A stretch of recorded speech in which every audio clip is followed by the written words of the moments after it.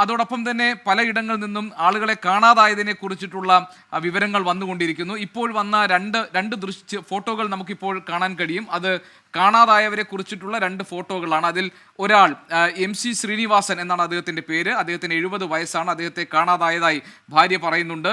മറ്റൊരാൾ ശ്രീലഷ് ആണ്. ശ്രീലഷിൻ്റെ പ്രായം 29 വയസ്സാണ്. ശ്രീലഷ് S. ഇവർ രണ്ടുപേരെയും കാണാതായിട്ടുണ്ട്. ഇവരുടെ ഭാര്യ ഇപ്പോൾ ആശുപത്രിയിൽ ചികിത്സയിൽ കഴിയുകയാണ്. രണ്ടുപേരെ കുറിച്ചും രാവിലെ മുതൽ ഒരു വിവരവുമില്ല എന്നതാണ്. ഇവരെക്കുറിച്ചുള്ള എന്തെങ്കിലും വിവരമുണ്ടെങ്കിൽ അത് അറിയിക്കാൻ ഞങ്ങൾ താല്പര്യപ്പെടുന്നു. ഈ രണ്ടുപേരെ കുറിച്ചുമുള്ള വിവരം ഇതുവരെ കിട്ടിയിട്ടില്ല എന്നതാണ്.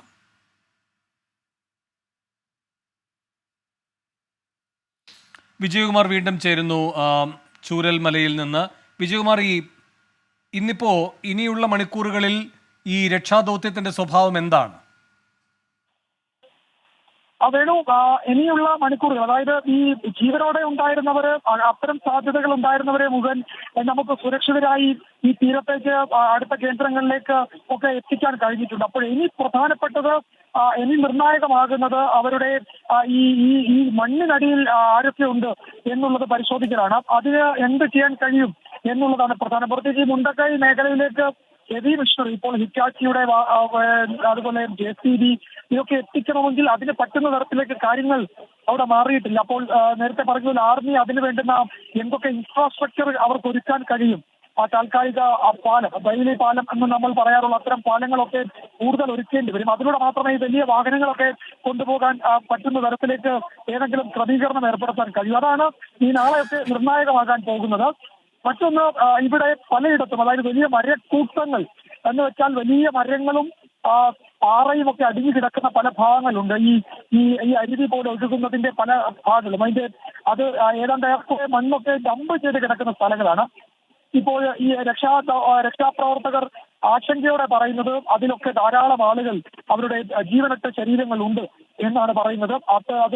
അത് നമുക്കറിയില്ല, അത് എത്രത്തോളം അത് പരിശോധന നടത്തിയാൽ മാത്രമേ അത് കണ്ടെത്താൻ കഴിയുന്നു. എന്ന് വെച്ചാൽ അവിടെ കുടുങ്ങിയ ആളുകൾ, അവരുടെ ജീവനില്ലാത്ത ശരീരം അതിൽ കുടുങ്ങിയിട്ടുണ്ട്. അവരെ പുറത്തെടുക്കാൻ കഴിഞ്ഞിട്ടില്ല എന്ന് പറഞ്ഞു. ഇന്നലെ ഈ അപകടം ഉണ്ടായതിന് ഏതാനും മണിക്കൂറുകൾ കഴിഞ്ഞപ്പോൾ തന്നെ അവിടേക്ക് ഇങ്ങനെ ഒഴുകി വരുന്നുണ്ടായിരുന്നു. ആ സമയത്തൊക്കെ പല ശരീരവും, എന്ന് വെച്ചാൽ ജീവനറ്റ ശരീരവും മൃതദേഹവും ഒക്കെ അവിടെ നിന്ന് ഈ ദൗത്യ ആദ്യഘട്ടങ്ങളിൽ പങ്കെടുത്ത നാട്ടുകാർ തന്നെ ആശുപത്രിയിലേക്ക് മാറ്റുകയും ചെയ്തിരുന്നു. പക്ഷെ ഇപ്പോഴും അത് പരിശോധിച്ച് തീർന്നിട്ടില്ല എന്നാണ് അവർ പറയുന്നത്. അതുപോലെ ഈ നാട്ടുകാരൊക്കെ പറയുന്ന ഒരു കാര്യം, നമ്മൾ ആശങ്കപ്പെടുന്നതിലും അപ്പുറത്തേക്ക് ഇതിലെ കാഷ്വാലിറ്റിയുടെ തോത് ഉയരുമെന്നാണ്. അപ്പോൾ അത് എത്രയെന്നൊക്കെ അവർ പറയുന്നുണ്ട്. അത് ഏതായാലും ഈ ഘട്ടത്തിൽ നമ്മളത് വെളിപ്പെടുത്തുകയോ പറയുകയോ ചെയ്യുന്നില്ല. അത് ഔദ്യോഗിക സ്വഭാവത്തിൽ പുറത്തു വരട്ടെ. പക്ഷേ വേണു, ഗോപി, ഒരു കാര്യം ഉറപ്പാണ്, കേരളം ഇതുവരെ അഭിമുഖീകരിച്ചിട്ടില്ലാത്ത ഒരു വലിയ ദുരന്ത മുഖത്താണ് നമ്മളൊക്കെ നിൽക്കുന്നത്. അത് നമ്മൾ കരുതുന്നതിനൊക്കെ അപ്പുറത്തേക്കാണ് അതിന്റെ ആ ദുരന്തം.